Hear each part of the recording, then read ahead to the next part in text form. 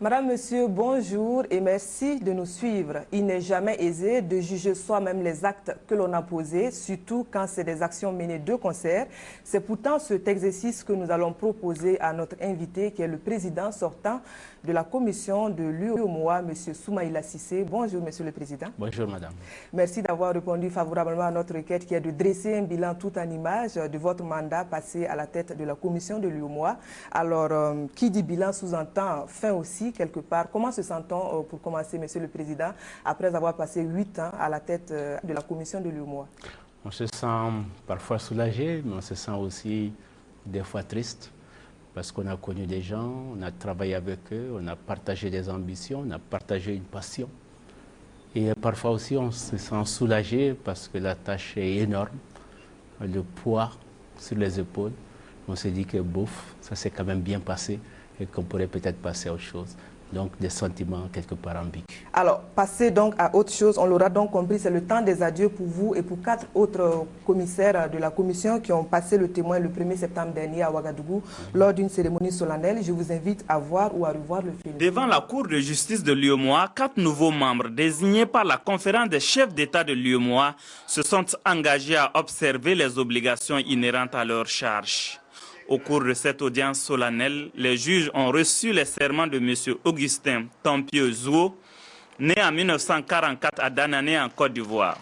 Augustin Tampieux Zouo est un économiste financier qui a occupé plusieurs postes de responsabilité dans l'administration et le secteur bancaire de son pays. De M. Ibrahima Diémé, lui est né le 25 octobre 1956 à Ziguinchor au Sénégal. Économiste de formation, il a exercé plusieurs fonctions au ministère du Plan de la Guinée-Bissau, occupé des postes d'administrateur à la BOAD, de gouverneur à la BAD et de directeur adjoint du secrétariat de la commission de l'UEMOA. De M. Essowe Barkola, né le 14 avril 1958 à Bassar au Togo, juriste de formation, Essowe Barkola a exercé des fonctions au ministère de l'Industrie, des sociétés d'État et du développement de la zone franche. Il était chargé de mission auprès du président de la commission de l'UEMOA et directeur du secrétariat de la dite commission. Enfin, de M. Abdallah Bourema, né le 3 janvier 1954 à Meama au Niger, diplômé en gestion, M. Abdallah Bourema a exercé dans le secteur minier. Il a été enseignant à la faculté des sciences économiques et juridiques et à l'École nationale d'administration du Niger. Les 4 nouveaux commissaires sont nommés pour un mandat de 4 ans renouvelable. Ils viennent en remplacement des commissaires sortants Rui Duarte Barros de la Guinée-Bissau, de Ibrahim Tamponé du Niger, de Jérôme Brogrébé de la Côte d'Ivoire, de Ismaël Pandia Bingicha Faré du Togo. Les commissaires Christophe Joseph-Marie Dabiré du Burkina, Elhaj Abdou Sako du Sénégal, Guy Amédé Adjanoum du Bénin conservent leur poste. Après les félicitations de la Cour, les nouveaux commissaires ont été renvoyés à leurs fonctions. Selon le traité de l'Union, sauf révocation ou décès, les membres de la commission restent en fonction jusqu'à leur remplacement. Tout en invitant les récipiendaires à faire honneur à leurs nouvelles fonctions, le président de la Cour de justice a remercié l'ensemble des commissaires qui ont accompagné le président de la commission dans l'accomplissement de sa mission. Voilà, c'est donc une mission qui s'achève pour le président de la commission de l'UEMOA, M. Soumaïla Cissé, qui est l'invité de notre plateau.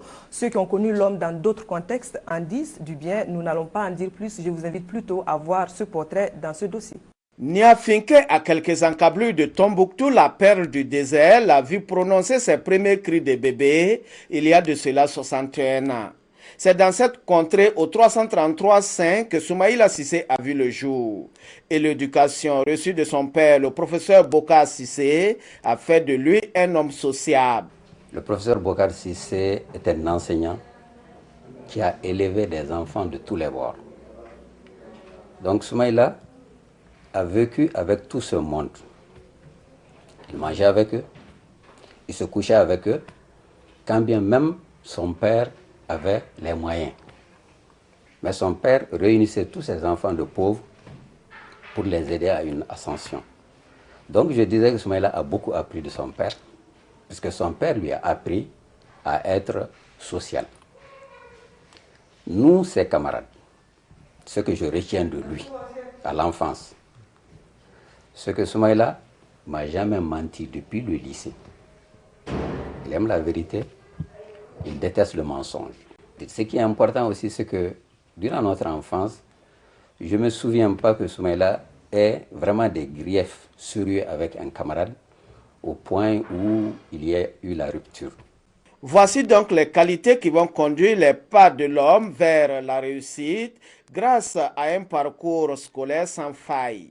Bachelier en 1968, il part poursuivre ses études à l'université de Dakar, d'où il sort en 1972 avec le diplôme universitaire d'études scientifiques.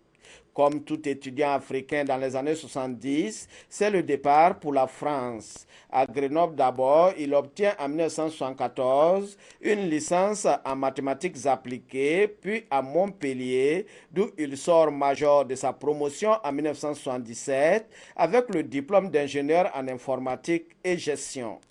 Soumaïla Cissé ne s'arrête pas là. En 1981, il réussit avec brio à son certificat d'aptitude d'administration des entreprises à Paris. La tête bien pleine, l'homme peut maintenant se déployer sur le terrain.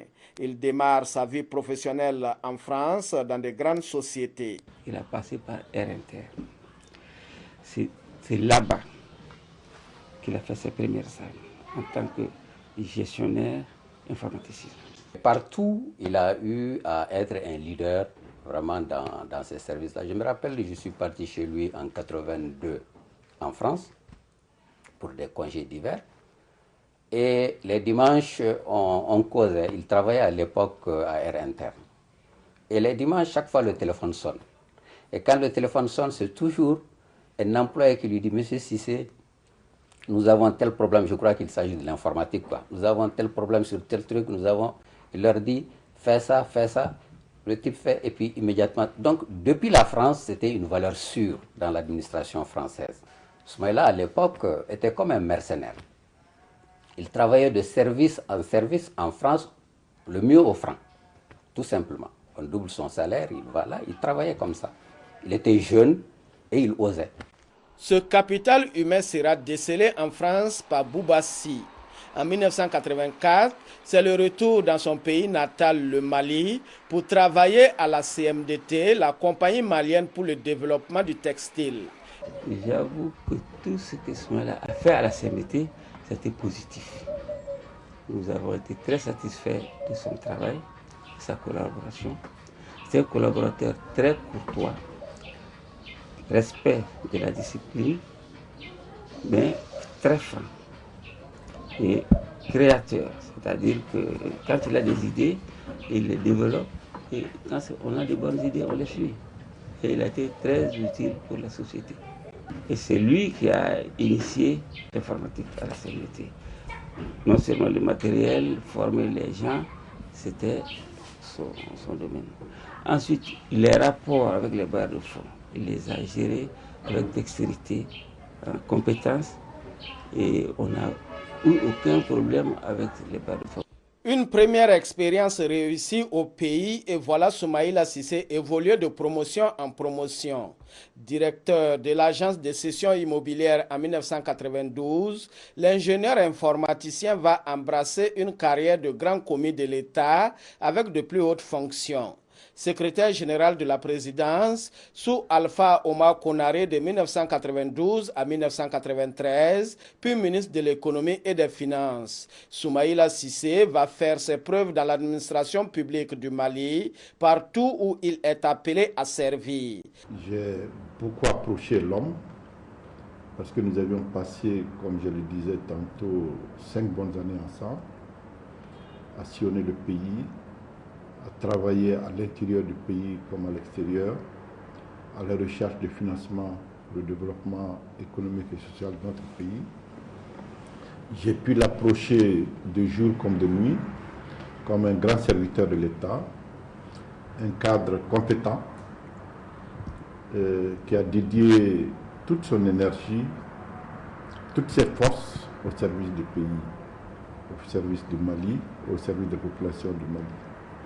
À l'époque, le taux de croissance du Mali était à 2% lorsqu'il venait à la tête du ministère des Finances. Nous avons pu monter ce taux entre 5 et 6% pendant la période de sa gouvernance à la tête du ministère des Finances et du ministère des Finances et du Commerce. Au quotidien, nous avons travaillé ensemble. J'ai vu une grande capacité d'écoute de l'homme, une grande capacité d'analyse économique et financière de notre pays, et surtout un homme dévoué à la cause de son pays. Une des choses que nous avons réussi ensemble, je crois que c'était la première fois en Afrique de l'Ouest, nous avons créé un système de contrôle des importations, le PVI, et c'est Soumaïla qui m'avait appelé pour me dire, bon voilà, vraiment maintenant il faut qu'on essaie de contrôler nos marchandises depuis le départ pour arriver jusqu'à Bamako. Bon, à l'époque, il y avait le Fonds monétaire, la Banque mondiale qui était toujours en train de contrôler. Il dit, mais on ne peut pas écrire ça, on ne peut pas introduire ça dans le budget de l'État. Donc il faut que tu arrives à faire accepter au privé de financer ce programme de vérification des importations. Je lui ai dit, c'est d'accord, je peux faire le travail, mais à condition que le patronat gère.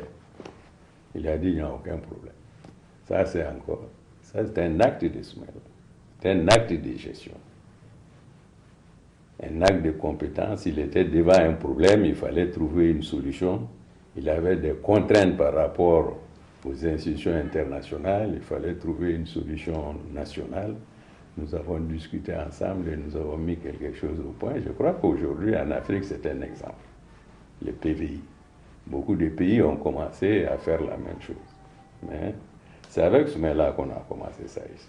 J'ai travaillé avec M. Cissé de août 1992 à janvier 2002. M. Cissé est un grand homme. C'est un très grand patriote qui aime beaucoup son pays et qui souhaite faire beaucoup pour son pays. C'est un très grand visionnaire.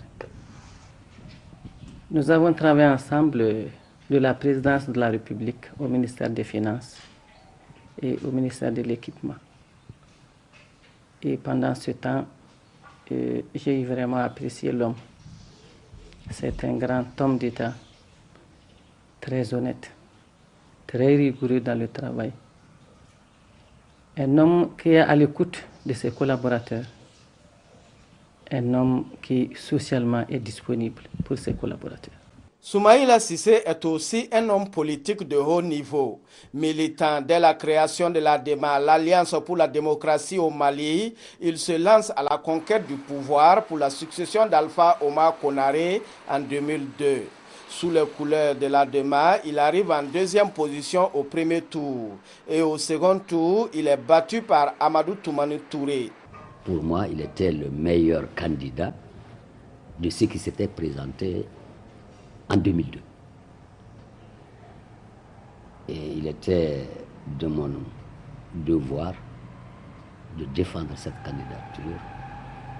Et je l'ai défendu de toutes mes forces.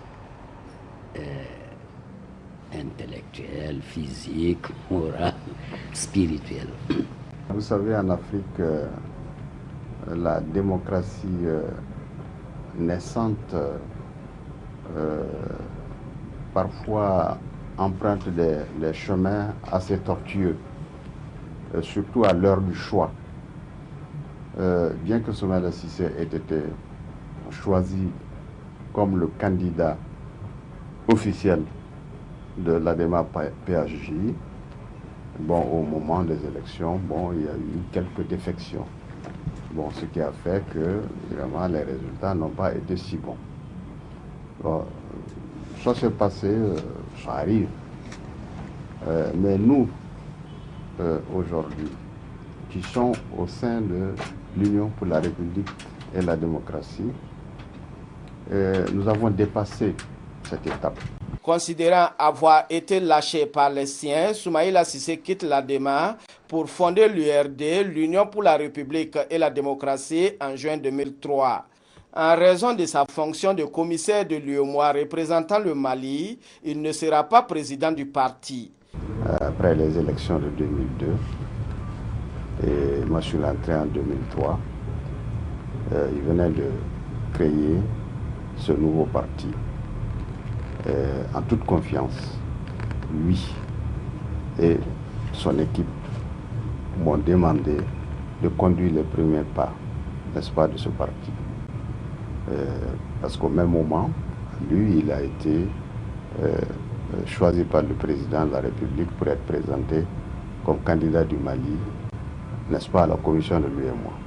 Donc j'ai eu l'honneur d'être le premier président de l'Union pour la République et la démocratie, dont Soumaïla Cissé est le parrain.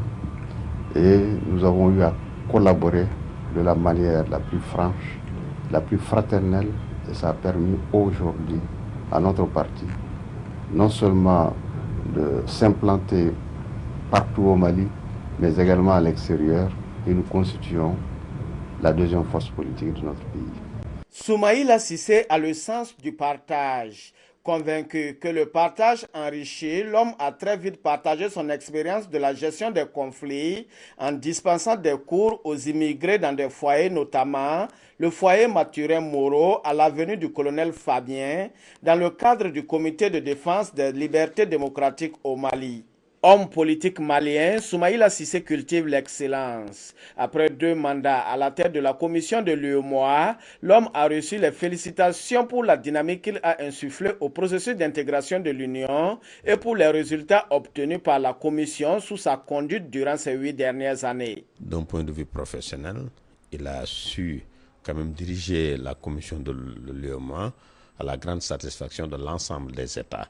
Les efforts qui ont été faits en matière de production de comptes, mais de production aussi de directives, de règlements qui vont tous dans le sens de la satisfaction des besoins de population, c'est à mettre aussi à son crédit. Les mérites du président sortant de la commission de l'UEMOA sont aussi reconnus par les partenaires techniques et financiers.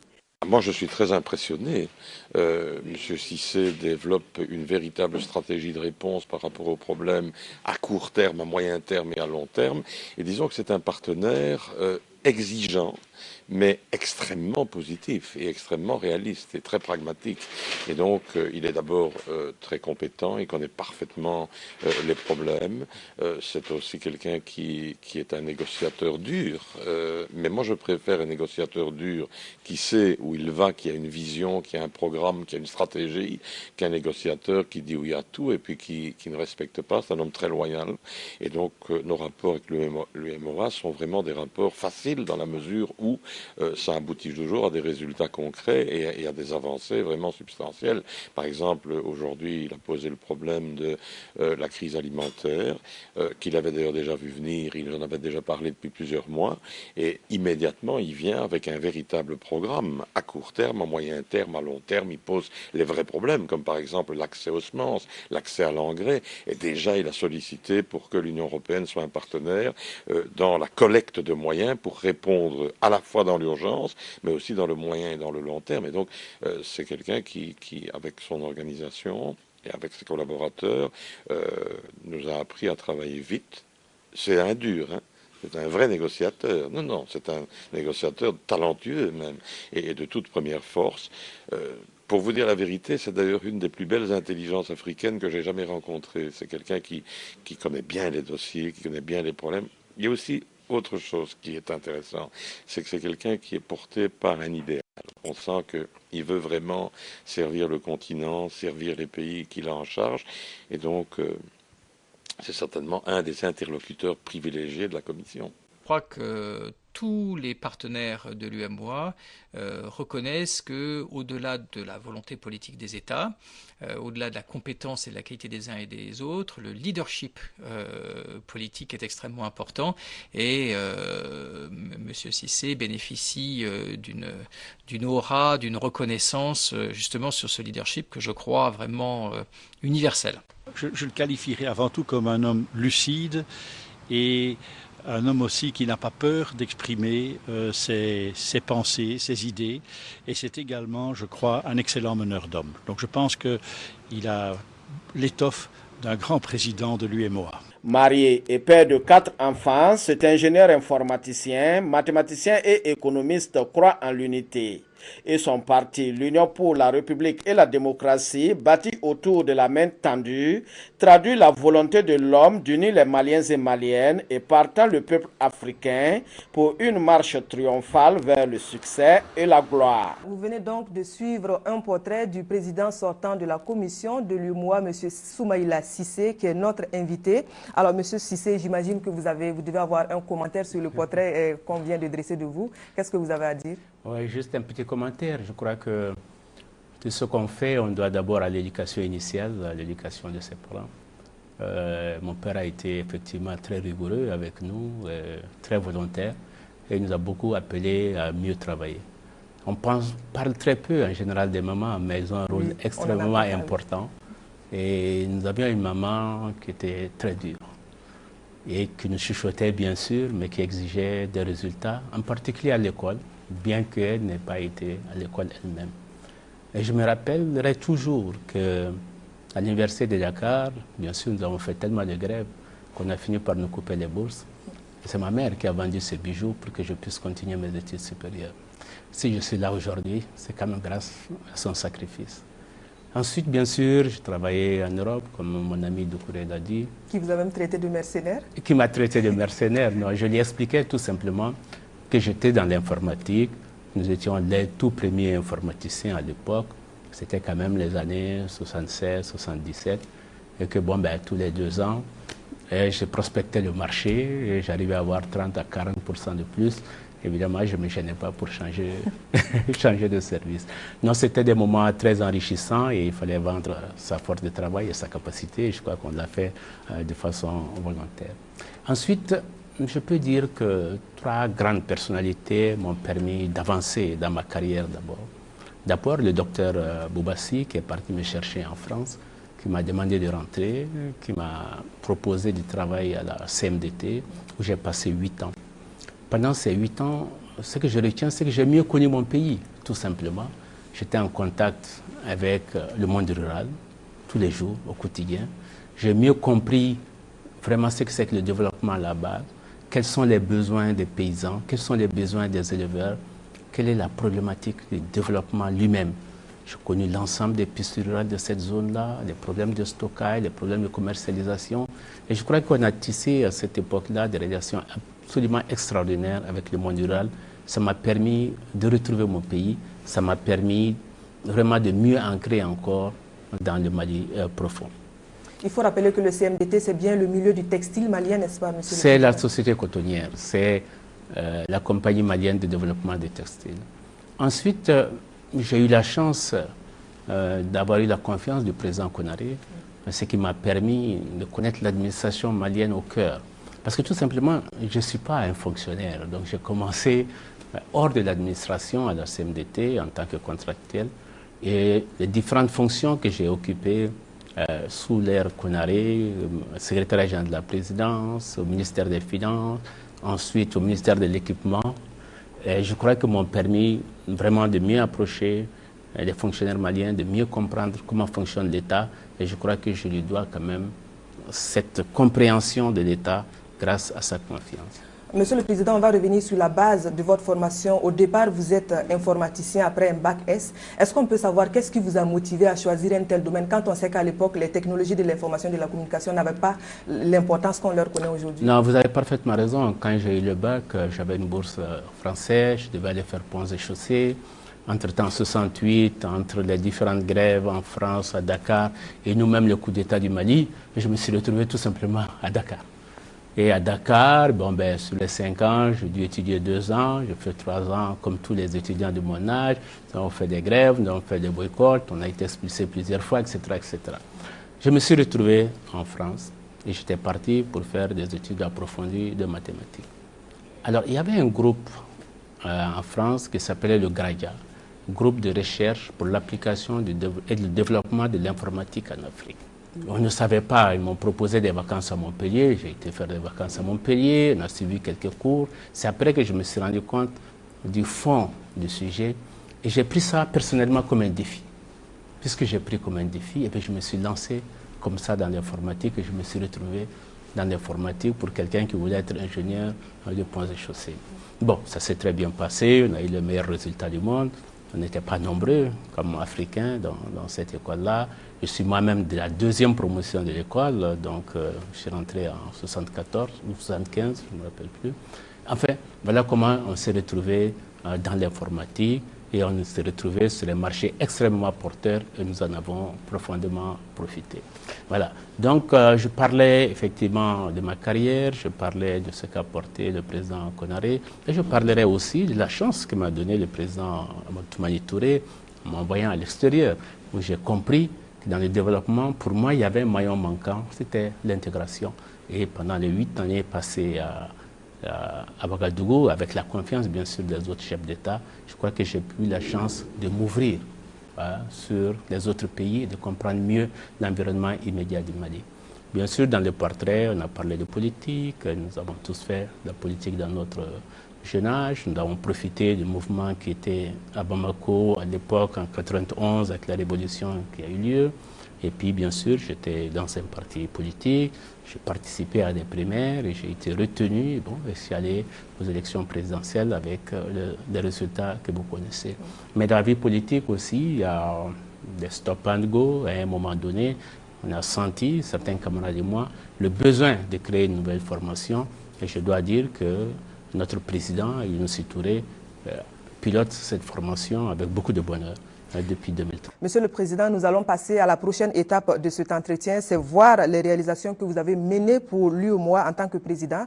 Nous avons subdivisé le volet en 2 parties. La première partie porte sur les réalisations que vous avez menées en interne pour le fonctionnement de la commission et la seconde partie porte sur les réalisations menées pour le compte des pays membres de l'UEMOA. Tout de suite, pour commencer, je vous invite à voir les réalisations menées en interne pour le fonctionnement de la commission de l'UEMOA. Le passage du président Soumaïla Cissé à la tête de la commission de l'UEMOA pourrait adopter le qualificatif d'ère des réformes. Un qualificatif qui porte bien son nom tant en termes d'innovation et d'adoption de nouveaux moyens et techniques de travail pour un rayonnement de la commission de l'UEMOA. Lorsque je suis arrivé, c'est le moment précis où Soumaïla Cissé a procédé à une réorganisation des services de la commission tendant à atteindre des objectifs qui étaient les siens. C'est le moment également où il a fait des audits des différents services, ce qui lui a permis de lancer un vaste chantier qui est celui du changement, processus de changement à l'intérieur de la maison. J'ai noté également, et ça on doit le constater, que sur la période de son mandat, on a pu observer une amélioration sensible des conditions de travail des différents agents, mais aussi des conditions de rémunération. Toutes choses qui nous laissent penser que Soumaïla a donné son empreinte à la commission. Au niveau des ressources humaines, un bon qualitatif a été fait ces dernières années, et notamment entre ces dernières années. Les conditions de travail ont été améliorées. Il y a une réorganisation des services de la commission qui a permis de mieux gérer les dossiers. Également, les délégations de pouvoir qui ont été faites par le président ont permis vraiment d'aller vite dans les dossiers. Un système informatique aujourd'hui assez performant au niveau de la commission de l'UEMOA. Le statut du personnel a été revu. Un nouveau statut où actuellement il y a un nouveau manuel de procédure qui a été élaboré, qui permet de rendre donc la commission beaucoup plus efficace dans son travail. À la tête de l'UEMOA depuis 2004, Soumaïla Cissé a su insuffler un nouveau souffle à tous les maillons de la chaîne de l'institution. Du plus petit département au plus grand, aucun secteur n'a été mis de côté. Tous ont reçu les outils et les armes pour bâtir ensemble la maison commune.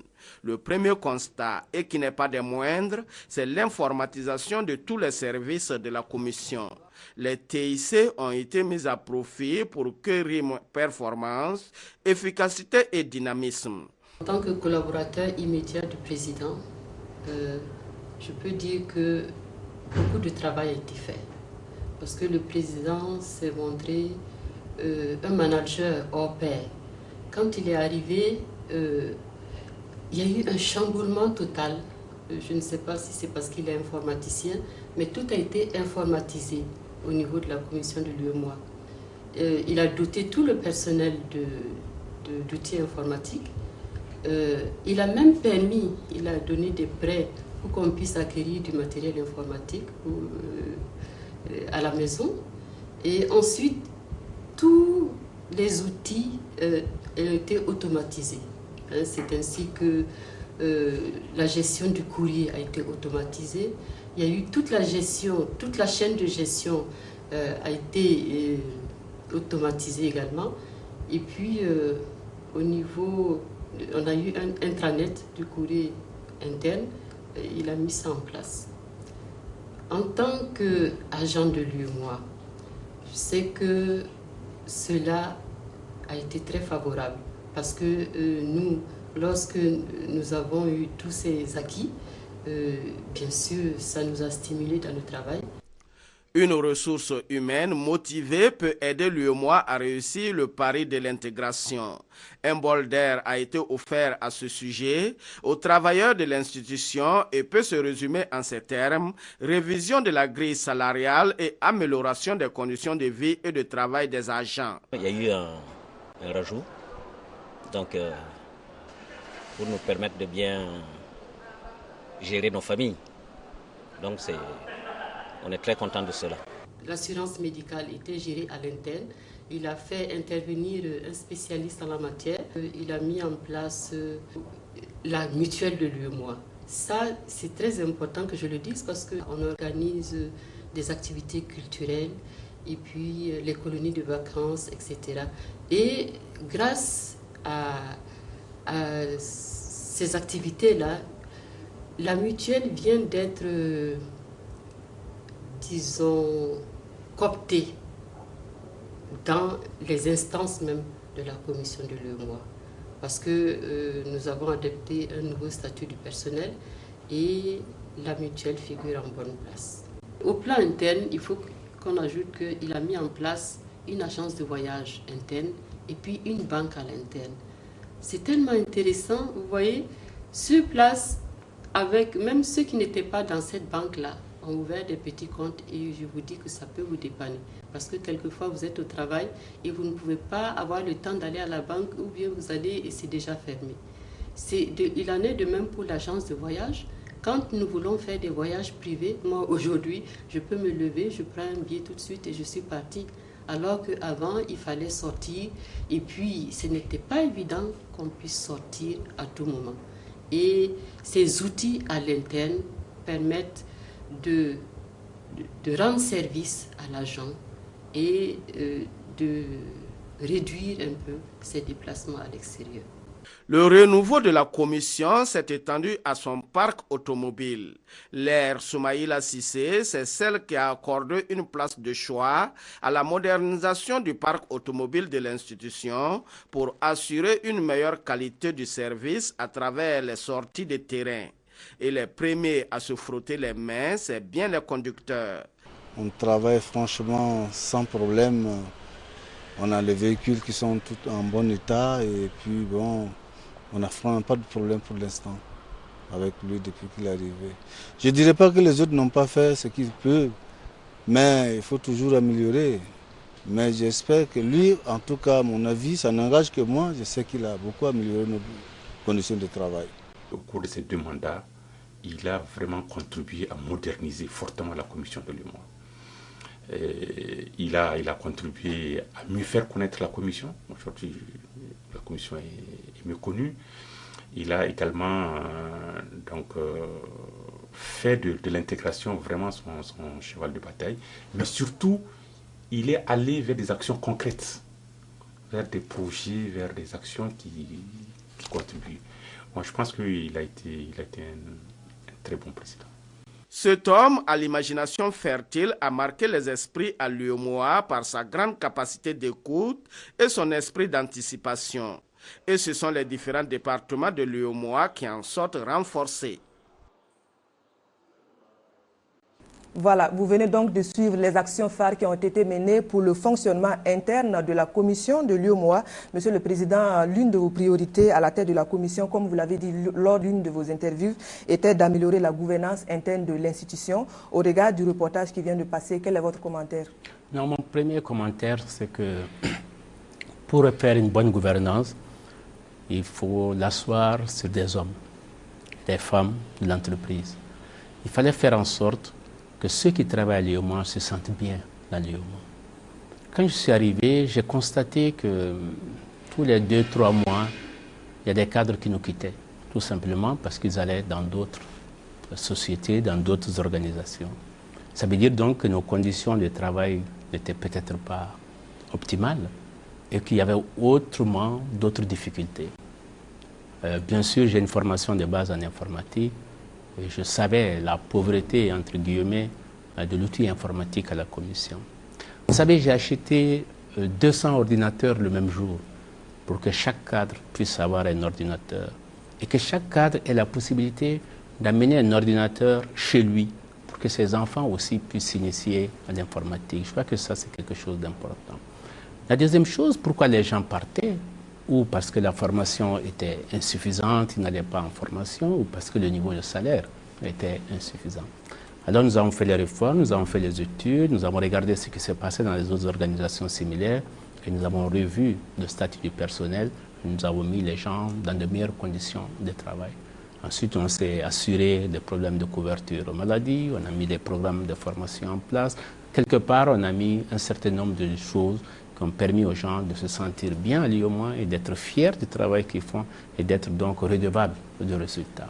La deuxième chose qui était importante pour la gouvernance, c'était l'UEMOA par rapport aux tiers.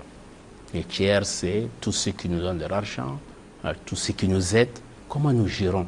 Vous savez, pendant longtemps, la commission de l'UEMOA, la gestion était confiée directement au président. La première chose que j'ai faite, c'est de sortir de la présidence pour ne pas être jugé parti et un commissaire gérait directement les ressources financières, comptables et enfin l'ensemble de la comptabilité. Nous avons pu ainsi rattraper l'audit de 1995 à 2004. Il n'y avait pas eu d'audit, il n'y avait pas eu de compte rendu par la Cour des comptes ou par des auditeurs externes.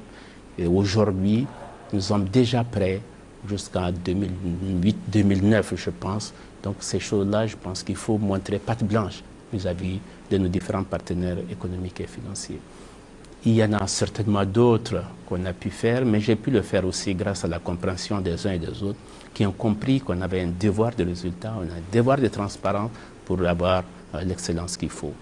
On a réfléchi aussi sur l'avenir, on a fait des plans stratégiques, qu'est-ce qu'il faut faire dans 10 ans, dans 20 ans.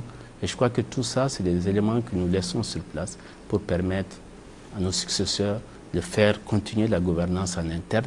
Ce n'est jamais acquis définitivement. Je crois qu'il y a encore des choses à faire, mais je pense que l'informatique nous a beaucoup aidés et l'engagement des uns et des autres nous a beaucoup aidés. Alors, Monsieur le Président, pour ce qui a été fait sous votre impulsion, on va vous demander une autocritique. Qu'est-ce qui n'a pas véritablement marché? Oui, je pense que sur les aspects où je me désole un peu, je pense qu'on est encore assez procédurier à la commission de l'UEMOA. C'est encore lourd.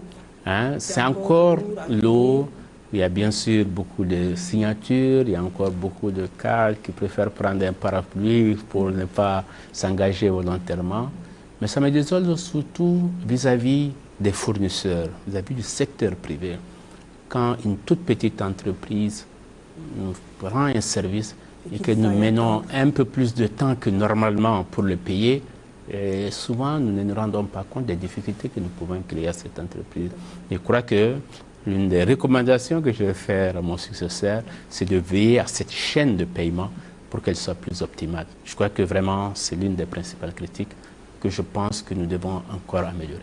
Voilà, des perspectives donc sur l'amélioration du fonctionnement interne de la commission de l'UEMOA. Pour poursuivre ce plateau, on va voir à présent ce que vous avez apporté comme contribution à l'avancée des grands chantiers de l'espace UEMOA. Oui, oui.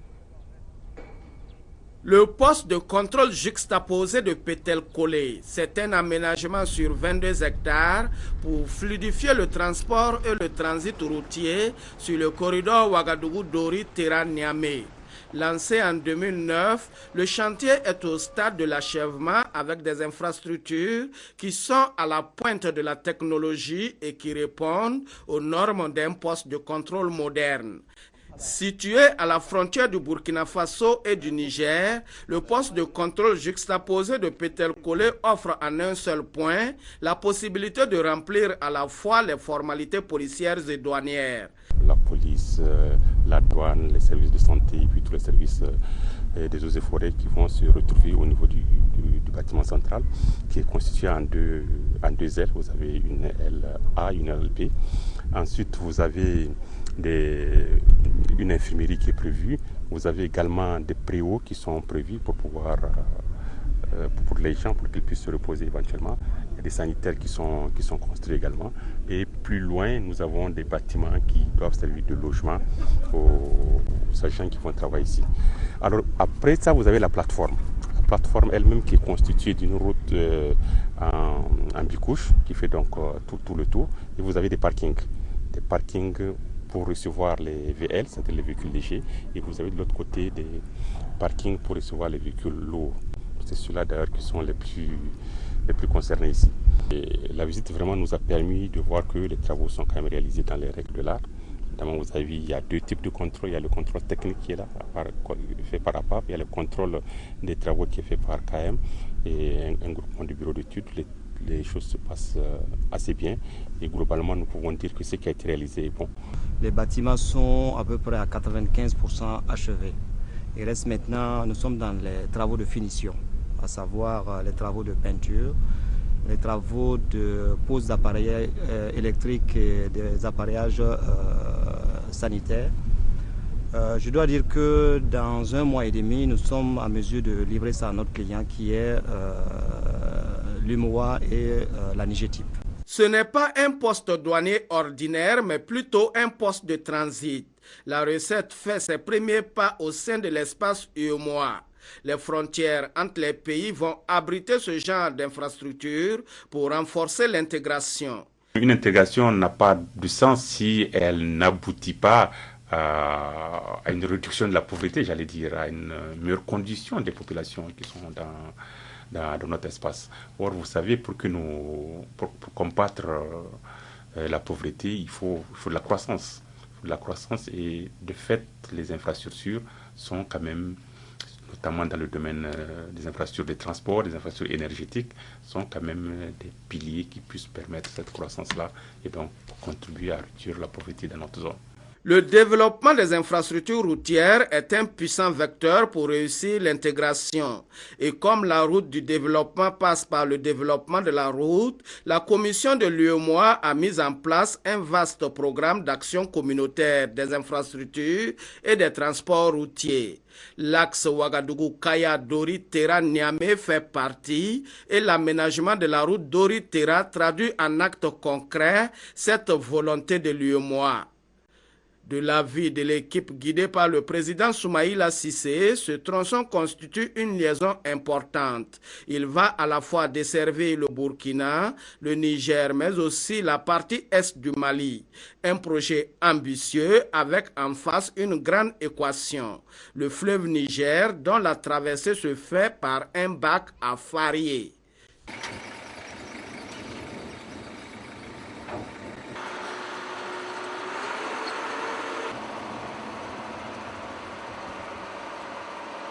Traverse plus de 30 fois par jour, donc il y a beaucoup de véhicules. Donc le bac même est maintenant assez bien, ne peut pas faire son travail. Donc le pont est très important pour les... La solution toute trouvée est la construction d'un pont pour faciliter les échanges entre le Burkina Faso, le Mali et le Niger et assurer la continuité du trafic entre les pays de l'UEMOA et de la CEDEAO. Avec le pari des infrastructures routières qui en passe d'être gagné, la commission de l'UEMOA a ouvert aussi un autre chantier, pas des moindres pour les pays de zone sahélo-saharienne de son espace. La question de l'eau, qui constitue un des fardeaux de ces communautés, trouve sa réponse dans le programme régional d'hydraulique villageoise de l'UEMOA. Ces forages se dressent avec fierté dans les localités où le besoin se fait pressant. Le Niger bénéficie des réalisations de ce programme à hauteur de 2 milliards de francs CFA avec 350 forages déjà réalisés et 100 autres forages en cours de réalisation. Les plus heureux, ce sont ces bénéficiaires qui disent respirer ainsi un bol d'air. Nous sommes vraiment satisfaites de l'arrivée de ce forage.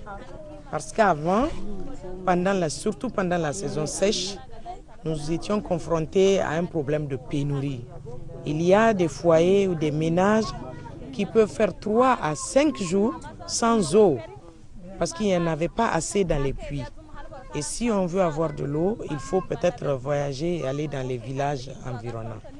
Maintenant que le forage est là, vraiment Dieu merci, nous avons de l'eau à volonté et avec un très bon goût. Seulement, nous voudrions, si possible, qu'on puisse nous en augmenter un. Parce que maintenant, il y a une affluence qui fait que des fois, on peut être là du matin à 8 h jusqu'à 16 h, 17 h avant de pouvoir passer et faire son approvisionnement. Je voudrais leur dire merci vraiment je veux dire à l'UEMOA merci d'avoir réalisé cet ouvrage-là qui nous a vraiment beaucoup facilité la vie parce que sans ce forage-là, on souffrait beaucoup. Et maintenant, vraiment, Dieu merci, ça va très bien. Donc nous retirons nos remerciements à l'UEMOA. Toutes ces infrastructures ont été réalisées à 100% sous le contrôle de la NIGETIP, l'agence nigérienne des travaux d'intérêt public, comme maître d'ouvrage délégué. NIGETIP intervient en qualité de maître d'ouvrage délégué, c'est-à-dire qu'elle a la charge de recruter les consultants, les entreprises, de gérer leurs contrats, de suivre et de coordonner les travaux jusqu'à la réception définitive et de remettre ensuite ces travaux aux maîtres d'ouvrage qui lui ont confié les travaux. Et en tant que directrice d'une agence type, j'aimerais également saluer sa vision parce que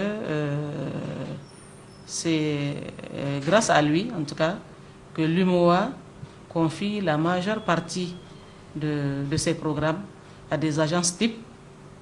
Au Niger, c'est NIGETIP. Dans les autres pays, c'est également aux différentes agences que l'UEMOA confie ces investissements.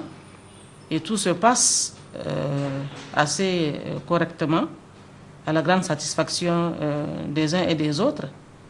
Donc, ceci vient prouver, s'il en était besoin, de la bonne vision du président de la commission de l'UEMOA. À l'échelle de tout le Niger, les actions entreprises par la commission de l'UEMOA se comptent en plusieurs dizaines. Ici, vous avez vu avec le programme économique régional, il a pu développer plusieurs projets pour la sécurité alimentaire. Vous savez, nous sommes dans des régions où on connaît des problèmes de sécheresse, des crises alimentaires. Donc ça a été une des préoccupations majeures. Il nous a aussi développé le problème de l'hydraulique villageoise avec le forage de puits. Ici au Niger, il y a eu 450 forages. Et non seulement il a commencé avec la motricité humaine pour ces forages, mais on va aller même vers le solaire pour exploiter l'énergie solaire dans notre sous-région. Donc le fait d'apprendre par le corps ces problèmes de population, qui est le problème de l'eau, de la nourriture, je pense que c'est un élément important pour le processus d'intégration au niveau de notre sous-région. La réussite de ces actions trouve son fondement dans un dispositif de suivi, évaluation et de contrôle mis en place sous la clairvoyance du président Soumaïla Cissé, dont l'une des visions du développement était basée sur une optimisation des ressources pour mieux gérer et réussir le peu dont la commission de l'UEMOA dispose. Voilà, retour donc sur ce plateau avec notre invité, le président sortant de la commission de l'UEMOA, M. Soumaïla Cissé. Monsieur le Président, au regard de ce reportage, qu'est-ce qui a été le plus difficile dans la mise en œuvre des actions que l'on vient de suivre? Non, il n'y a pas de grosses difficultés. D'abord, si on peut parler de difficultés mineures, c'était de faire comprendre au gouvernement notre nouvelle méthode. Nous avons fait confiance aux agences d'exécution. Nous sommes sortis des procédures habituelles des gouvernements. L'argent que nous mettons à la disposition des populations, nous les confions à des agences et c'est les AGETIP de façon générale qui ont eu donc à faire ce travail-là. On n'est pas allé directement chez les différents ministres. Il y a eu un peu d'incompréhension au début, mais je crois que vu les résultats, vu surtout la rapidité des résultats, ils ont fini par nous faire confiance et accepter nos procédures. Alors, et comme ce sont des programmes donc très vastes par définition, est-ce qu'on peut avoir quand même foi en leur réalisation? Oui, on a foi en leur réalisation. Il faut dire qu'il y a des choses dont on peut être très fier. D'abord, c'est de donner de l'eau aux populations. Quand on discute avec les femmes qui se lèvent à 5 heures du matin, il y a une des dames qui vous a dit tout à l'heure, et qu'on voit qu'il y a beaucoup de petites filles qui ne vont pas à l'école à cause de la corvée de l'eau, et que nous avons pu exécuter en un temps record 3000 forages, et qu'aujourd'hui nous sommes encore dans une procédure d'expansion pour aller jusqu'à 8000 forages. On aura bientôt le soutien de la Banque islamique de développement pour cela, et avec nos ressources propres. Quand on voit le programme que nous avons fait pour la sécurité alimentaire, nous allons aménager 1000 hectares dans chacun des pays et 11 000 hectares à l'Office du Niger au Mali. Je crois qu'on s'adresse directement aux populations, on regarde les problèmes qu'ils ont. Mais nous faisons contrôler tout ça, parce qu'il ne s'agit pas de dire qu'on a fait des forages.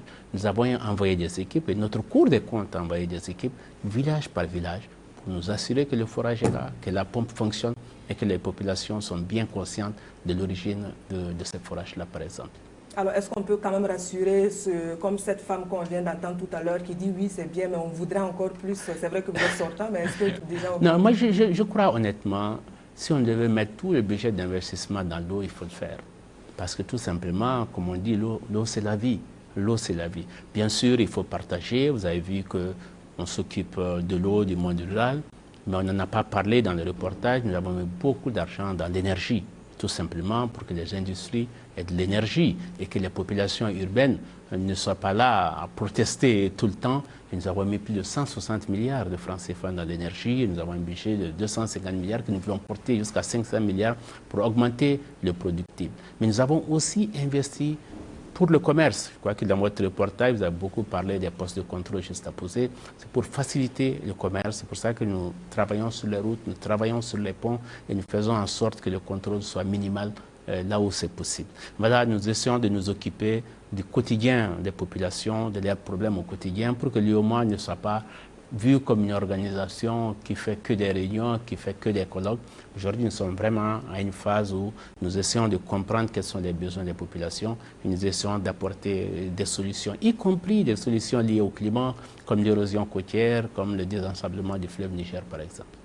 Alors, on va dire que la libre circulation des personnes et des biens dans l'espace UEMOA est le vœu le plus cher de l'UEMOA, n'est-ce pas? Et c'est pourquoi nous lui avons consacré un dossier spécial sur ce plateau au cours de cet entretien. Je vous invite à voir tout de suite en image ce qui a été fait dans ce domaine.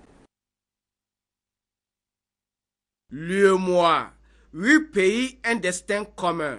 Derrière ce slogan se cache la volonté de la Commission de l'Union économique et monétaire ouest-africaine de faire de l'espace communautaire un exemple d'intégration sous-régionale réussie. Passer d'une UEMOA des États à celle des peuples avec comme super priorité la libre circulation des personnes, biens et services, la vision a guidé les pas de la Commission depuis sa création en 1994.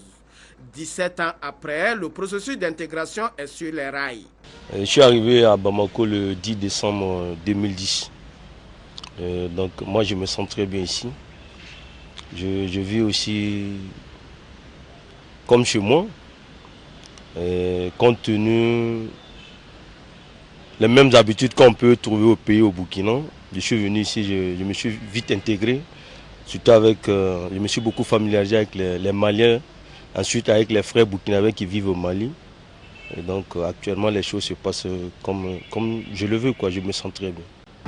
Je suis parti moi du Mali Aujourd'hui, mon groupe a investi dans d'autres pays de l'UEMOA et nous n'avons rencontré aucune difficulté pour nous installer dans tous ces pays pour la simple raison que, bien qu'étant malien, je suis un Burkinabé au Burkina, je suis un Guinéen en Guinée-Bissau, je suis un Béninois au Bénin.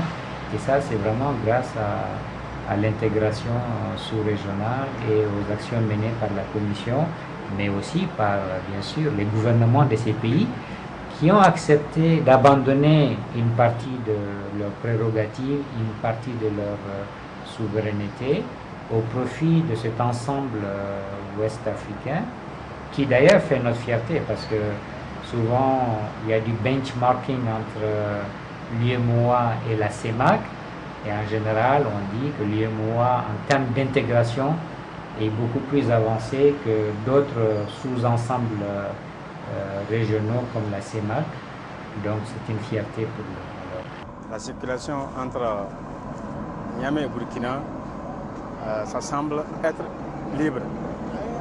Bon, c'est vrai qu'il y a des arrêts sur la route, mais ça c'est tout à fait normal. C'est le contrôle de douane, c'est la police, c'est la gendarmerie. Pour obtenir ces résultats édifiants, il a fallu aller au-delà des mots. Et en joignant à chaque étape l'acte à la parole, l'équipe dirigeante, sous la clairvoyance du président Soumaïla Cissé, a su, en moins de 10 ans, apporter la pierre utile à l'édification de ce grand chantier. Les semis de l'équipe de Soumaïla Cissé ont porté des fruits et le processus d'intégration se porte mieux. Il faut reconnaître que du point de vue du soubassement juridique et des instruments juridiques et réglementaires nécessaires pour bâtir un espace intégré, l'UEMOA est nettement en avance sur toutes les autres organisations similaires de la région, y compris et nettement devant la CEDEAO. Et la CEDEAO que l'UEMOA inspire aujourd'hui en termes de qualité d'intégration. Donc nous pouvons nous en féliciter. Mais la plus belle architecture juridique n'a de valeur que par rapport à la concrétisation de son contenu sur le terrain. L'intégration et la libre circulation, en termes de libre circulation des personnes et des biens, a une belle avancée parce que dans l'espace UEMOA, il n'y a pas de visa entre les États membres. Et cela est extrêmement important. Ils ont commencé par un certain nombre d'aspects d'harmonisation des politiques, que ce soit au niveau fiscal, que ce soit au niveau douanier, l'harmonisation ensuite des politiques sectorielles, faire en sorte que au niveau de l'Union, que ce soit des questions de production, que ce soit les questions de demande, que ce soit les questions d'énergie, les questions d'agriculture, qu'on arrive à harmoniser les politiques. Vous voyez, ce n'est pas facile parce que pour harmoniser les politiques au niveau régional, il faut que les pays eux-mêmes d'abord aient des politiques qui soient des politiques vertueuses. Sinon, vous ne pouvez pas harmoniser le désordre. Donc, il faut voir le travail de la Commission comme étant d'abord un travail d'appui aux États pour avoir de meilleures approches, pour s'inscrire dans des standards qui sont des standards acceptables. Et aujourd'hui, incontestablement, en Afrique de l'Ouest, l'UEMOA, dans tous les processus d'intégration en Afrique, si on regarde, l'UEMOA est le processus d'intégration le plus achevé. Nous pouvons dire que l'UEMOA vraiment a fait quelque chose pour le Mali sous la gestion de Soumaïla Cissé. Je ne parle pas du secteur de l'élevage où des projets régionaux, notamment dans le Liptako-Gourma, ont été mises en place. Ça concerne le Burkina, ça concerne le Mali, ça concerne le Niger, n'est-ce pas, qui tend à améliorer la production, n'est-ce pas, de la viande et du lait dans les pays de la sous-région. Au niveau du secteur agricole, au niveau du secteur de l'énergie biologique, la Commission, à travers M. Soumaïla Cissé, a été très vigilant à ce niveau et très perspicace, parce que c'est à cause de l'UEMOA, à cause de M. Soumaïla Cissé, que nous, au Burkina Faso, nous nous positionnons aujourd'hui comme un pays producteur de biocarburants. Alors, cette énergie propre est sollicitée à travers le monde, et particulièrement en Europe, et le biokérosène est devenu une question fondamentale. Je pense que M. Soumaïla Cissé a fait connaître l'UMOA à travers le bureau de l'UMOA. Parce qu'avant lui, je crois que l'UMOA existait, mais elle n'était pas très connue. Je pense qu'elle s'occupait plus de la réglementation monétaire, si je m'amuse.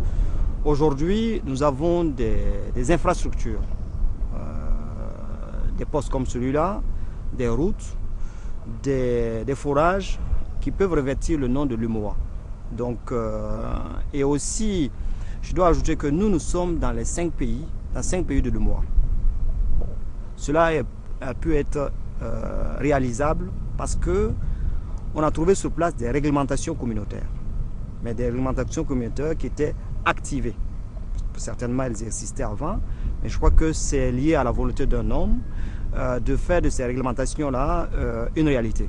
Et aujourd'hui, si nous sommes dans cet espace UMOA, c'est parce que nous mettons en avant la réglementation communautaire. Vous savez qu'aujourd'hui, avec cette réglementation, vous pouvez être un entrepreneur du Niger, aller faire un appel d'offres, même national, à condition que vous soyez en règle vis-à-vis des autorités nigériennes. Je pousse plus loin mon exemple. Si vous avez l'agrément du Niger valable, vous pouvez soumissionner avec le même agrément, sans en changer aucun mot, au Burkina, au Mali et un peu partout. Grâce à l'UMOA, nous avons pu créer une fédération ouest-africaine des patronats de l'industrie du tourisme et de l'hôtellerie, qui fait que nous avons des échanges réguliers avec la commission de l'UMOA sur certains aspects de l'industrie hôtelière. Et c'est d'ailleurs grâce à ces échanges-là que certains des pays ont commencé à appliquer une fiscalité moins lourde pour favoriser le développement de l'industrie. Vraiment, sans forfanterie, quoi. Je crois que Soumaïla est celui qui a vraiment fait l'UMOA. Par le travail de réflexion, le travail de construction. C'est vraiment, il a mis cette organisation-là sur les rails. Cependant, le chemin est parsemé d'embûches. Quelques tâches nous attendent à anéantir les efforts consentis. Elles ont pour nom tracasseries policières et douanières et autres problèmes qui subsistent au niveau des frontières. Le contrôle, on nous prend de l'argent. Je fais la commerce, Lomé, Burkina, Dakar. Mais on nous fatigue sur la route. Vraiment, si on peut faire quelque chose, c'est là, ça va nous plaire. On vous fatigue comment? À faire des pièces, la douane, tout quoi. Tout. Vous les commerçants, est-ce qu'on vous prend de l'argent? Bien sûr, on nous prend de l'argent. Même si le papier est normal là, on nous prend de l'argent à tout moment. Sur les chantiers de l'intégration, l'équipe du président Soumaïla Cissé a posé les jalons de la dimension développement intégré. Le programme sous-régional en matière d'éducation, de télécommunications et du transport a eu une implication quelque peu difficile. Le fait que les étudiants puissent s'inscrire dans toutes les universités avec le même droit d'inscription dans les différents pays, bon, je crois qu'il y a des difficultés. Mais je pense qu'avec le temps et la communication, les échanges entre les différents États, on pourra y arriver. Et que les États puissent montrer beaucoup plus de volonté, beaucoup plus de, comment dirais-je, de rapidité à l'application des réformes. Parce que, bon, certains économistes le pensent que souvent, le développement économique, c'est aussi la mise en œuvre des réformes. Plus on va aller faire des réformes positives, rapides, efficaces, je pense qu'on va accélérer. Les équations à résoudre à ce niveau se résument aux questions liées au droit d'établissement et aux règles de concurrence. Au niveau des pays, il y a des résistances nationales. Et contre ça, quelle que soit sa bonne volonté, si les États eux-mêmes ne prennent pas des dispositions pour corriger ces errements, cela ne peut pas marcher. Je pense que M. Soumaïla Cissé a été un bon président de commission. La détermination de la commission ces dernières années n'a jamais faibli. La conviction du président Cissé et de ses collaborateurs est que plus qu'une nécessité, l'intégration est une obligation pour les pays africains. Si l'ensemble des États membres s'intègrent harmonieusement, s'intègrent sur le plan de la communication, sur le plan de l'éducation, sur le plan des complémentarités à trouver entre leurs différentes économies, moi je suis convaincu que l'Afrique vivra mieux. Et le poids de l'Afrique sur la scène internationale sera démultiplié. Et chaque jour qui passe où nous ne nous intégrons pas est un handicap par rapport à notre capacité de faire face aux économies achevées contre lesquelles nous prétendons faire de la concurrence. Nous avons intérêt très rapidement et dans des conditions d'harmonisation réelle, créer des conditions d'une véritable intégration. Mais pour cela, il faut que tout le monde s'y mette avec sincérité et conviction. Je sais que beaucoup de pays ont cette conviction, mais il faut concrétiser cette volonté commune que nous avons de vivre mieux, de vivre autrement et d'être pris en considération de manière beaucoup plus visible sur la scène internationale. Individuellement, nous ne le ferons jamais. Mais globalement, toute l'Afrique réunie, vous voyez ce que ça représente. C'est plus d'1 milliard d'habitants. Regardez toutes les ressources minières, toutes les ressources du sol dont l'Afrique dispose et à partir desquelles elle peut jouer une partition autre que celle qu'on lui a affectée. Et c'est pour les Africains d'une manière générale un défi qu'il faut relever nécessairement. Si cette génération n'y est pas parvenue, elle doit au moins préparer le chemin pour que les générations suivantes puissent concrétiser cette idée. Sans elle, l'Afrique n'existera pas en tant que nation libre et indépendante. Parce que jusqu'à aujourd'hui, nous vivons sous tutelle. Et c'est dommage pour les Africains. L'UEMOA doit dépasser tout simplement des objectifs d'intégration économique. On doit aller vers des objectifs beaucoup plus politiques pour justement être le support de cette intégration économique. Donc les États doivent aller vers le renforcement de leur coopération sur le champ politique, sur le champ de la sécurité, pour créer un ensemble plus cohérent, capable de résister, n'est-ce pas, aux pressions du monde, aux chocs extérieurs. Si on fait confiance à certains Africains, ils sont capables de donner le meilleur d'eux-mêmes. Les chefs d'État ont fait confiance à Soumaïla Cissé, ils ont fait confiance à son équipe et ils ont montré ce dont ils sont capables, c'est-à-dire de gérer une structure supranationale au bénéfice de l'Afrique de l'Ouest, au bénéfice des Africains. Et les résultats qui ont été obtenus sont des résultats qui sont appréciés par tout le monde. Et pour passer d'une communauté des États à celle des peuples, des règles communes doivent être bien définies et respectées par chaque pays. Une condition sine qua non pour un espace communautaire de demain bâti sur les idéaux de la bonne gouvernance pour un développement durable. Un chemin est déjà tracé, il faut juste marcher à la suite de l'équipe conduite par le président Soumaïla Cissé. Voilà, c'est le volet libre circulation des personnes et des biens dans l'espace UEMOA. Des avancées ont donc été faites dans ce domaine, mais ce n'est toujours pas une réalité, Monsieur le Président. Est-ce qu'on peut continuer à y croire, surtout quand on regarde la situation sociopolitique de quelques pays membres de l'espace qui se sont un peu dégradés? Oui, je considère que si chaque chantier était mouton et qu'on avait un troupeau de moutons blancs, il y a un mouton noir, c'est la libre circulation. Ça nous interpelle tous, parce que tout simplement, ce n'est pas que l'affaire de la Commission. L'intégration, c'est les États, c'est la Commission bien sûr, c'est le secteur privé, c'est la société civile, c'est les usagers.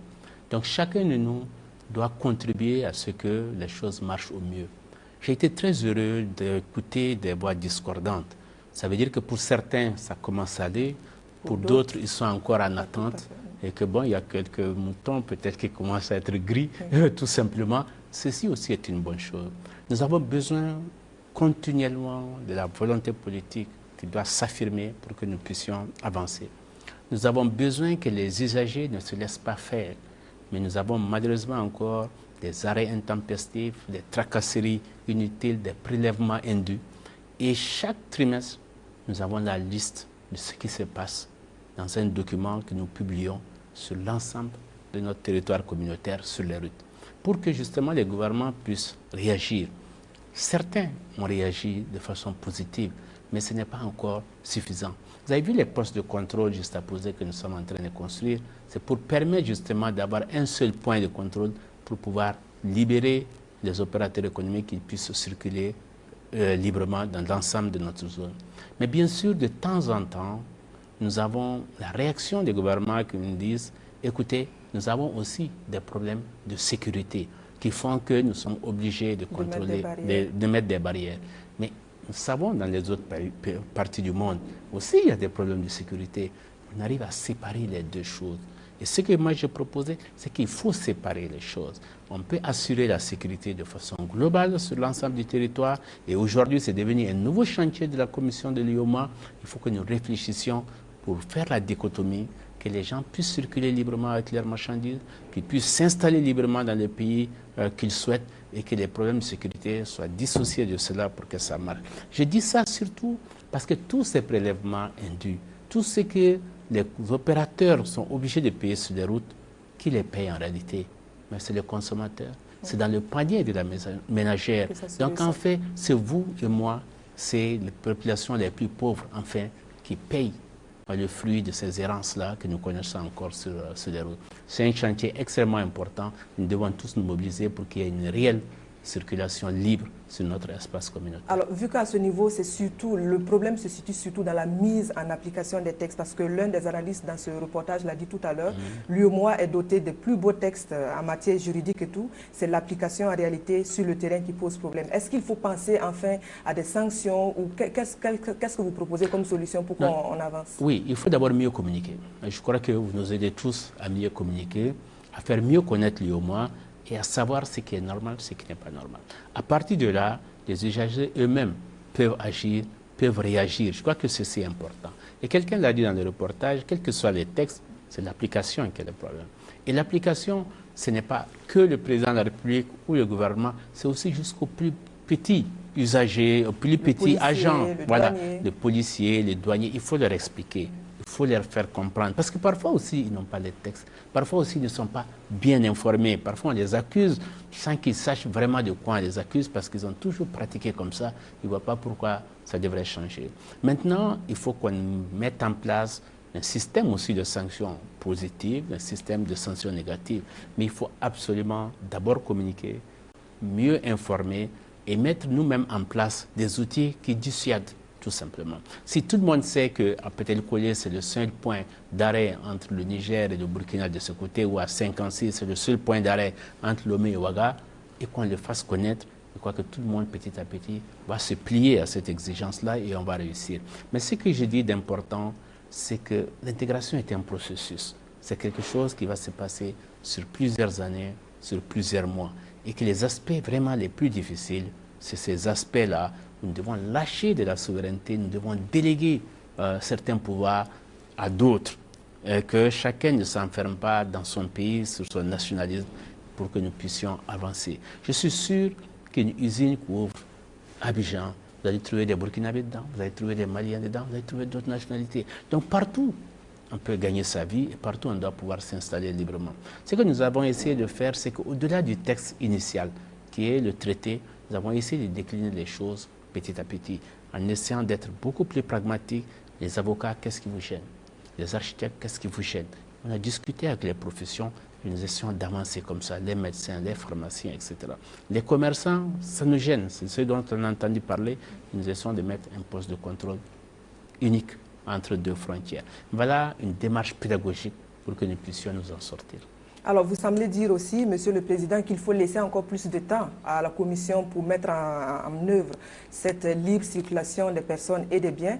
Ça va faire bientôt 20 ans que l'UEMOA existe. Est-ce que le temps qui passe, finalement, est-ce que ce n'est pas une menace pour ce vœu cher qui est à l'Union? Oui, le temps qui passe peut toujours entamer la crédibilité. Mais il faut reconnaître que c'est un chantier difficile. Je crois qu'il faut le reconnaître, se donner peut-être plus de moyens, réfléchir encore et se faire aider par d'autres acteurs. Il ne faut pas que tous les usagers s'assoient et disent « Ah, on attend la commission ».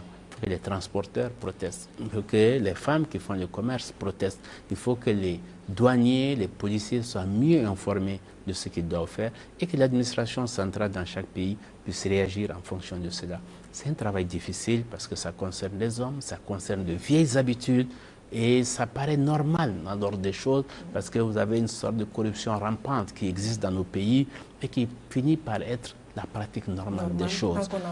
Tant qu'on n'en parle pas, ça va continuer. Je crois que les médias nous aident beaucoup en dénonçant et ce n'est pas de l'anathème sur les gens, mais je crois que c'est des pratiques qu'il faut absolument pouvoir arrêter si on veut avancer. Alors dans le reportage également, l'un des intervenants a suggéré qu'on mette plus l'accent sur le volet politique, intégré par le volet politique que par le volet économique. Qu'est-ce que vous pensez d'une telle solution? Oui, je pense que c'est quelque chose qui correspond à notre réflexion du jour. En partant de l'UEMOA, je laissais un document qu'on appellerait peut-être un testament un jour, en disant qu'il devait être l'UEMOA en 2020. En 2020, mais les problèmes d'aujourd'hui ne sont pas les problèmes de 1994, où on a créé l'UEMOA, suite à la dévaluation, il y avait les problèmes de dette, les problèmes de déficit budgétaire. Aujourd'hui, il faut réadapter le contexte. Réadapter le contexte et tenir compte des défis que nous avons aujourd'hui, les problèmes de sécurité, de paix, comme ce qui s'est passé en Côte d'Ivoire, les problèmes de la crise alimentaire de 2008, les problèmes liés au changement climatique. Vous voyez, on parle d'une inondation à une sécheresse. Les problèmes d'énergie dont j'ai parlé tout à l'heure font que nous devons réfléchir autrement.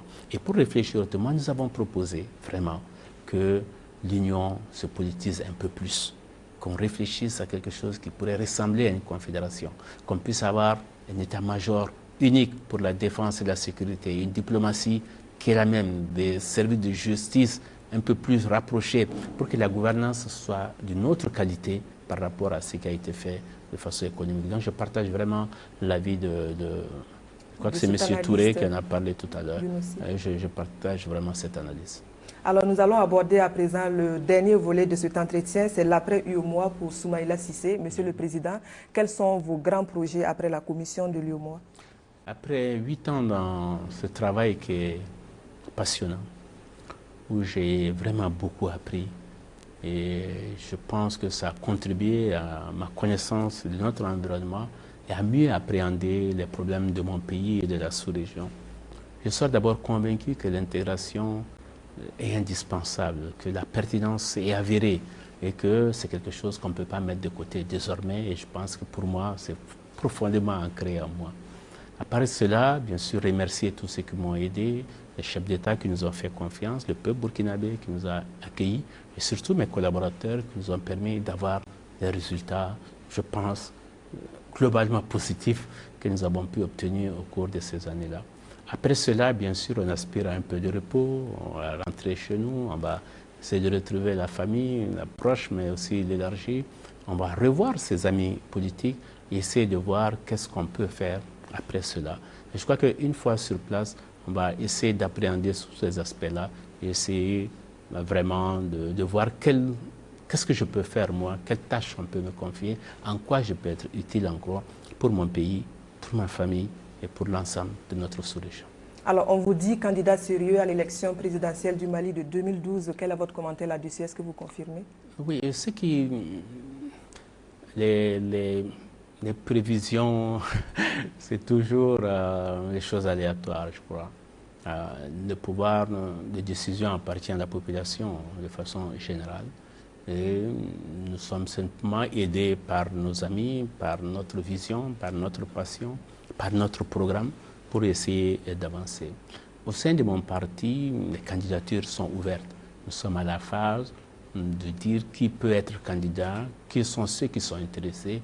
Et le 17 septembre prochain, le parti va se réunir pour dire, bon, nous pensons qu'entre ceux qui sont les prétendants, celui-là pourrait être le plus à même de nous amener vers la victoire. Mais est-ce que Soumaïla Cissé, personnellement, est intéressé d'être candidat à la présidentielle? J'ai écrit au parti, j'ai posé ma candidature à la candidature. Je n'ai pas encore la réponse de mes amis. Bon, cette réponse-là, je pense que c'est le 17 septembre que je pourrai l'avoir pour savoir si je suis retenu ou pas. Alors, à ce propos, notre équipe de reportage a tendu son micro à quelques personnalités que je vous invite à écouter tout de suite dans cet élément qui va passer.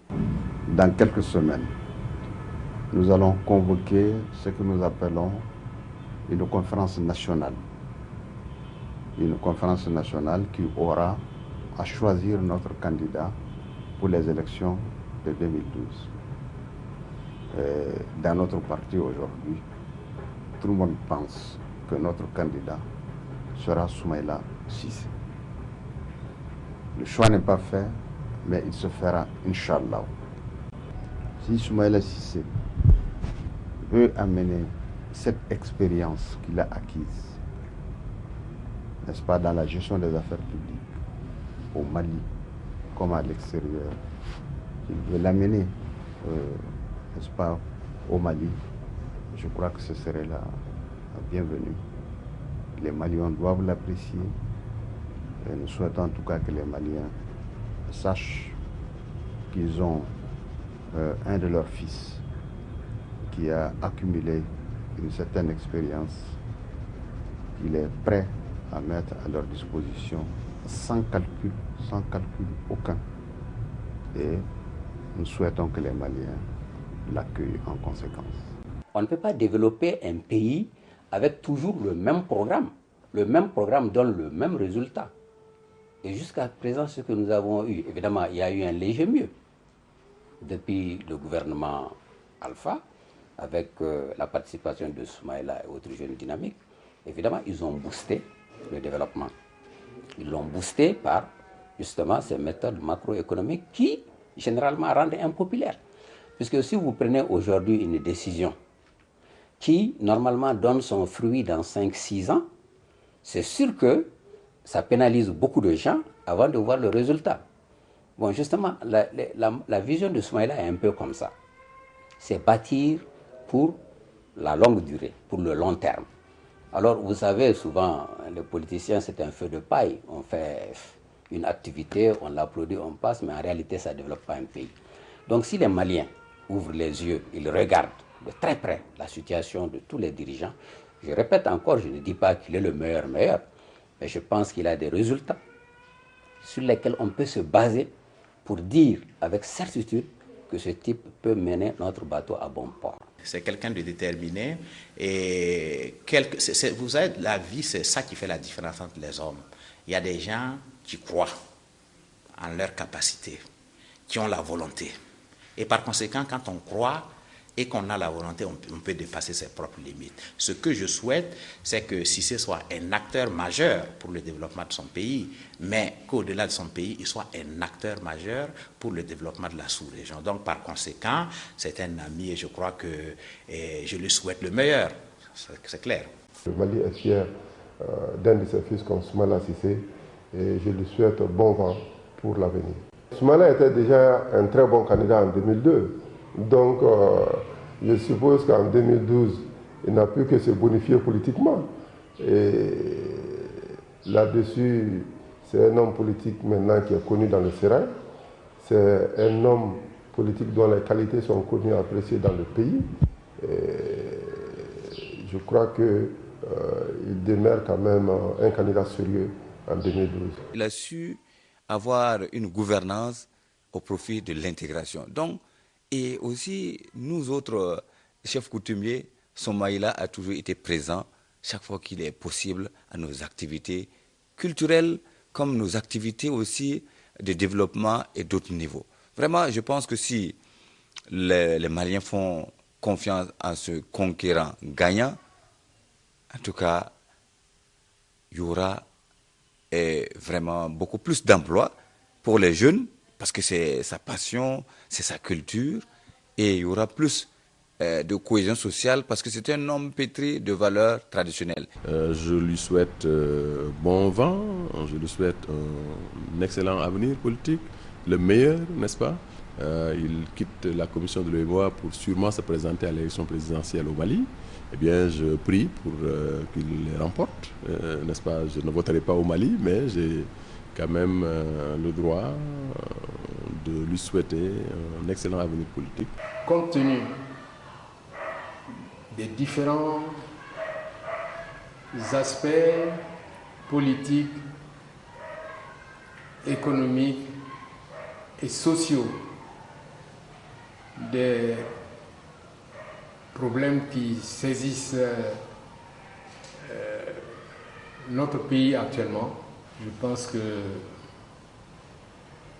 le Mali ne peut que se féliciter de le voir porté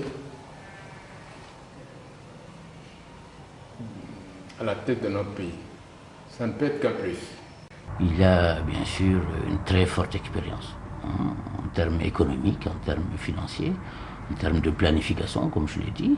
Bon, et je pense que cela sera un atout majeur dans la prochaine campagne. Je souhaite que Dieu le Tout-Puissant, le très clément, le miséricordieux, lui donne ce qui est bon pour lui.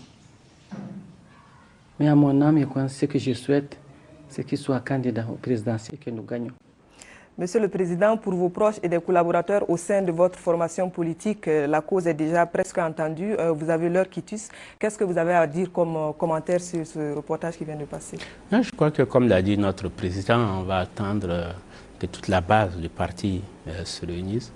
Vous savez, nous avons plus de 70 sections, et à l'intérieur du Mali et à l'extérieur. Ils vont tous venir, plus nos députés, plus nos maires, plus nos conseillers nationaux. Il y a près de 400 personnes. Nous avons écouté 2 ou 3 personnes. Et je crois qu'il ne faut pas leur faire injure de ne pas avoir leur mot à dire. Ils auront leur mot à dire en toute indépendance et nous assumerons le résultat de leurs décisions. Alors, pour parler un peu de politique générale du Mali, une certaine presse pense que de candidat sérieux à cette présidentielle, vous êtes devenu en quelque sorte un challenger au regard de l'échiquier politique justement de la présidentielle à laquelle vous prétendez. Quel est votre commentaire là-dessus? Moi, je crois qu'il n'y a personne à sous-estimer. Nous sommes dans un pays aujourd'hui ouvert, où la démocratie a eu ses lettres de noblesse, où chaque cadre sérieux peut prétendre à la magistrature suprême. À partir de là, rien n'est gagné, rien n'est facile. Il faut se battre, il faut proposer des choses aux Maliens. Nous avons des populations aujourd'hui mûres, qui ont de l'expérience, ça fait quand même 20 ans que ça se passe, qui sont informés, largement informés aussi, parce que les jeunes aujourd'hui savent ce qui se passe par le monde, ils sont devenus plus intelligents, mieux formés, plus informés, et je crois que tout ça compte dans l'équation. Il n'y a personne à négliger, il n'y a personne à sous-estimer, il faut porter ces valeurs en avant, il faut se battre, il faut proposer des choses qui sont acceptables. Et je crois que la compétition ne peut être que couverte à ce niveau-là. Ce qu'il faut souhaiter seulement, c'est que ça se passe dans de très bonnes conditions et que notre pays soit préservé au sortir de ces élections et que chacun reconnaisse la victoire de celui qui aura été gagnant. Alors, Monsieur le Président, on aimerait savoir comment est-ce que vous êtes arrivé à la politique? Comment on arrive à la politique? Je vous ai dit tout à l'heure, au début de l'émission, que j'étais très proche de mon père. Et mon père faisait de la politique. D'abord contre l'administration coloniale. Ensuite, au début de l'indépendance, il était même le secrétaire politique de la section de Niafonké où j'ai grandi. Les réunions se passaient chez nous et bien sûr, en curieux, j'avais peut-être 10, 11 ans, j'étais toujours à côté et j'écoutais. Je crois que ça donne cette fibre-là dès le départ. Ensuite, j'ai été à l'université de Dakar. Université très très politisée, j'étais membre de l'Union des étudiants de Dakar, j'étais membre de l'association des stagiaires et maliens de Dakar, la SMD, j'étais membre du bureau. Et bien sûr, ça m'a valu quelques devoirs, parce que j'ai été expulsé 3 fois à l'université de Dakar. Je crois que ça mûrit un jeune, un adolescent, ça nous permet de nous confronter aux autres. Et ensuite, j'ai été en France, j'ai créé la section de Montpellier, celle de Grenoble, et nous avons continué dans ce sens-là. J'ai même fait partie un peu de quelques petits groupes clandestins, mais enfin, ça, c'est des détails. Ensuite, rentré au Mali, nous avons participé tous à l'insurrection de 91. Et bien sûr, après, on est rentré dans une phase beaucoup plus ouverte, beaucoup plus douce. Nous étions dans les différents partis politiques. C'est dire seulement qu'à cette époque, c'était difficile de ne pas faire de la politique. Parce que tout simplement, nous avions presque tous des idées de gauche. Le monde était très tranché. Il y avait ceux qui étaient de l'autre côté du mur, de Berlin, qui n'étaient pas encore tombés. Et je crois que les choix étaient quasiment obligatoires quelque part, à moins d'être en marge tout simplement de la société et de son groupe. Le chef d'État me disait qu'en 18 ans, si on ne fait pas de la politique, on n'est pas de gauche, c'est qu'on est quelque part un égoïste.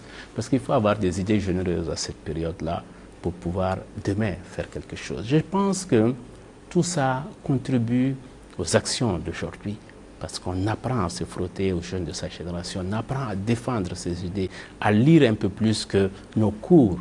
Et je crois que c'est tout ça qui fait qu'on devient quelque part, on va dans la politique.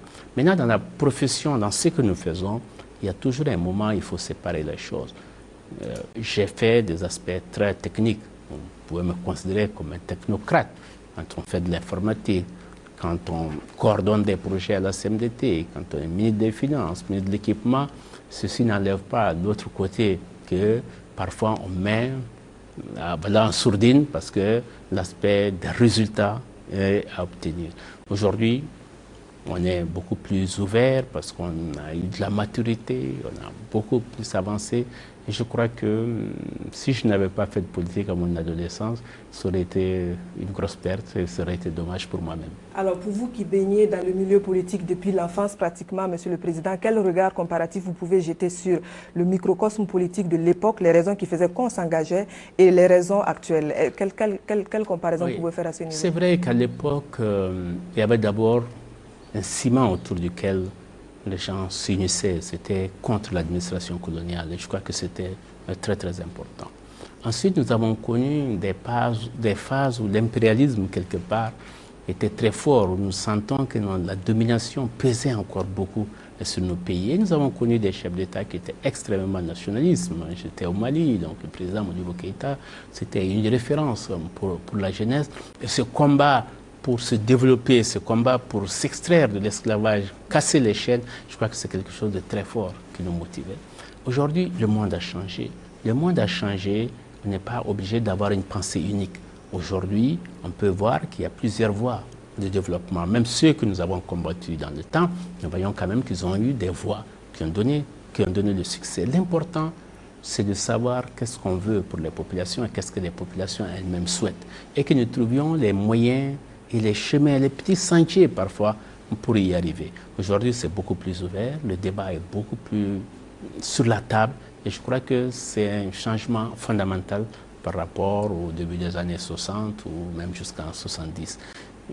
Il y a eu plusieurs phases dans l'évolution politique de nos pays, mais je pense que la phase actuelle doit nous permettre de libérer nos énergies et que chacun puisse apporter quelque chose à l'édification nationale. Monsieur le Président, nous sommes au terme de cet entretien. Si vous avez un dernier mot à dire, c'est vraiment le moment où vous avez la parole. Oui, non, je voudrais d'abord remercier encore votre chaîne pour nous avoir permis de parler de tout ça.